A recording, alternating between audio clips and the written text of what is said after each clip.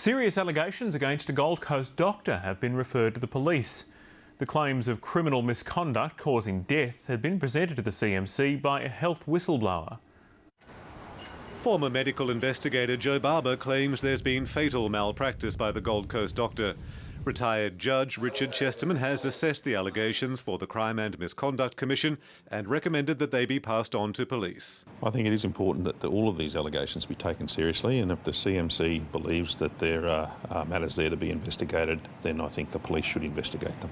The Deputy Premier says accusations based on a false premise can destroy reputations. But equally, we have to be sure that there are checks in the system to make sure that when the accusations do have some veracity, they're dealt with. And the government has announced 12 men and 3 women to chair the state's new health and hospital boards. Local hospital boards means that we'll get local scrutiny, local decision making and better health services for Queenslanders. The appointments include former LNP politician Mike Horan on the Darling Downs, former Liberal leader Terry White in Brisbane South, and the former Mayor of Mackay, Colin Meng. Look, there are some people from our side of politics that are on these boards, but they're very well respected people who've made huge contributions. The board appointments come at the end of a groundbreaking week in state politics, including the first legislation under an LNP government. Parliament sat until the early hours of this morning to pass changes to the Speaker's role and the committee system.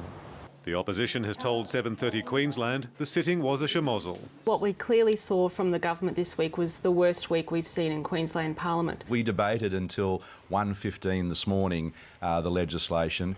Every member of the opposition spoke on the legislation. That's right. There were amendments that were moved all the way through. And there's been more rearranging, with the government closing down the Office of Climate Change, the Sentencing Advisory Council and the Queensland Workplace Rights Office. Staff will be offered voluntary redundancies or jobs elsewhere in the public service. Chris O'Brien, ABC News.